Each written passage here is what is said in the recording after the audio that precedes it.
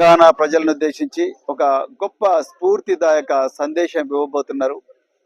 తెలంగాణ అమరవీరులను స్మరించుకొని తెలంగాణ ప్రజలు పుట్టెడు దుఃఖంలో ఉన్నారు, వాళ్ళందరినీ ఓదార్చబోతా ఉన్నారు. మరి భావి తరాలకు చక్కటి దిశానిర్దేశం చేయబోతా ఉన్నారు.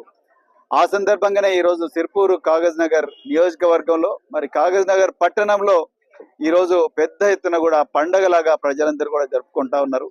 మరి ఆనాడు ఆంధ్ర వలసవాదులు ఈ రాష్ట్రాన్ని దోచుకొని ఈ రాష్ట్ర సంపదనంతా కొల్లగొట్టి ఈ రాష్ట్రాన్ని పూర్తిగా చిప్పలాగా చేసిన ఆ సందర్భంలో మరి కేసీఆర్ గారు వీరోచితంగా పోరాడి తెలంగాణను సాధించి తెలంగాణ ప్రజలకు ఒక కొత్త జీవితాన్ని ప్రసాదించిండ్రు.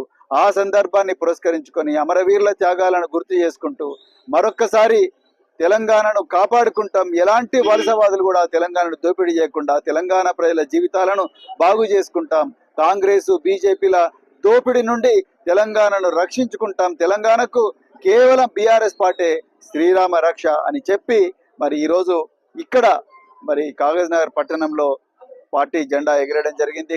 గ్రామాన కూడా పెద్ద ఎత్తున ప్రజలు పండుగలాగా జరుపుకుంటా ఉన్నారు, సంబురాలు జరుపుకుంటా ఉన్నారు. జెండాలు ఎగరేసి వేల సంఖ్యలో కాగజ్ నగర్ సిర్పూరు తాలూకా నుండి మరి వరంగల్కు తరలబోతున్నారు.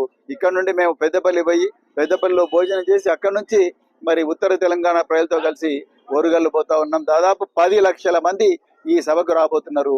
కేవలం తెలంగాణ రాజకీయాలనే కాదు, దేశ రాజకీయాలను శాసించే విధంగా ఈ సభ జరగబోతున్నది. వానొచ్చినా, వరదొచ్చినా, భూకంపం వచ్చినా, ఏమొచ్చినా కూడా ప్రజలందరూ ఈరోజు మరి కొత్త ఉత్సాహంతో కదం తొక్కబోతున్నారు కేసీఆర్ గారితో అని చెప్పేసి చెప్తూ మరొకసారి ఇక్కడికి స్వచ్ఛందంగా వచ్చిన పిల్లలందరూ కూడా హృదయపూర్వక ధన్యవాదాలు చెప్తూ జై తెలంగాణ.